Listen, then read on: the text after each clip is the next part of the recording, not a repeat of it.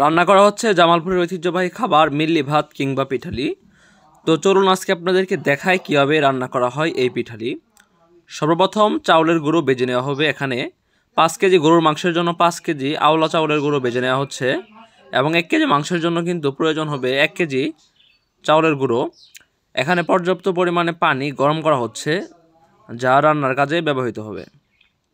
সর্বপ্রথম একটি কড়াইয়ে 5 কেজি মাংসের জন্য 2 কেজি তেল এবং সেখানে 1 কেজির মতো পেঁয়াজ কুচি, পর্যাপ্ত পরিমাণে মশলা, এলাচ, ডালচিনি, তেজপাতা দিয়ে দেওয়া হচ্ছে, এবং যখন এগুলো হয়ে যাবে তখন সেখানে গরম পানি ঢেলে দেওয়া হলো, এবং এই গরম পানি কিছুক্ষণ ফুটবে।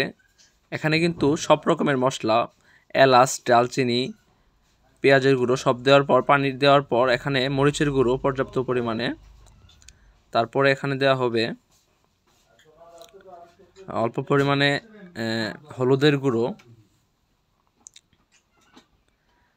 গুঁড়ো দিতে হবে। তারপর এখানে কিন্তু মূলত মাংসটা কষানো হবে। এখন এখানে ঢেলে দেওয়া হলো হলুদের গুঁড়ো।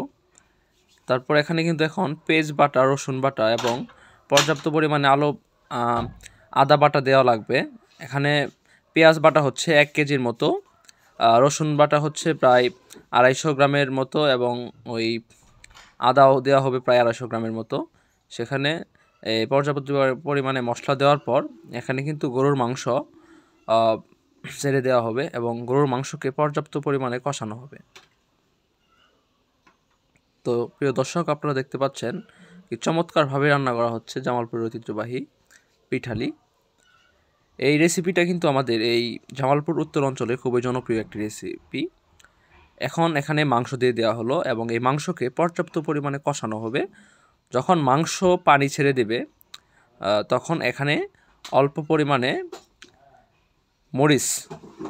কাঁচা মরিচ দিয়ে দেওয়া হবে, এবং সেটাকে আরেকটু ভালোভাবে নাড়াচাড়া করে কিছুক্ষণ গরম করতে হবে, সেদ্ধ করতে হবে। তারপর এখানে কিন্তু গরম পানি ঢেলে দেওয়া হবে, যে পূর্বেই করে রাখা হয়েছিল গরম পানি। পর্যাপ্ত পরিমাণে গরম পানি দিয়ে এই মাংসকে ভালোভাবে একেবারে রান্না করে ফেলতে হবে।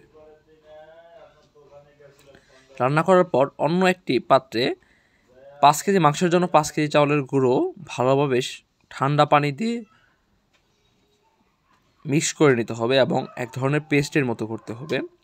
যখন একদম পেস্ট হয়ে যাবে তখন কিন্তু এই এটাকেই বলে মিল্লি, মূলত চাউলের গুঁড়োকে, এটাকে ঢেলে দেওয়া হবে সেই মাংসের কড়াইয়ের ভেতর। সেখানে ঢেলে ভালোভাবে নাড়াচাড়া করতে হবে, এবং যখন একটি নির্দিষ্ট ঘনত্বে এসে যাবে তখন কিন্তু আমাদের হয়ে যাবে মিল্লি ভাত। তবে সর্বশেষ যে কাজটি করতে হবে সেটা হচ্ছে পেঁয়াজ এবং রসুন এটাকে যে ভেজে বাগার দিতে হবে, পূর্বে থেকে ভেজে রেখেছিল এখানে। এখন ঢেলে দেওয়া হবে সেই বাগার, অর্থাৎ পেঁয়াজ এবং রসুনের যে বাগার, তেল সহকারে ঢেলে অল্প কিছুক্ষণ নাড়াচাড়া করার পর নির্দিষ্ট পরিমাণে ঘনত্ব এসে যাবে এই মিল্লি ভাত, যা জামালপুরের ঐতিহ্যবাহী খাবার।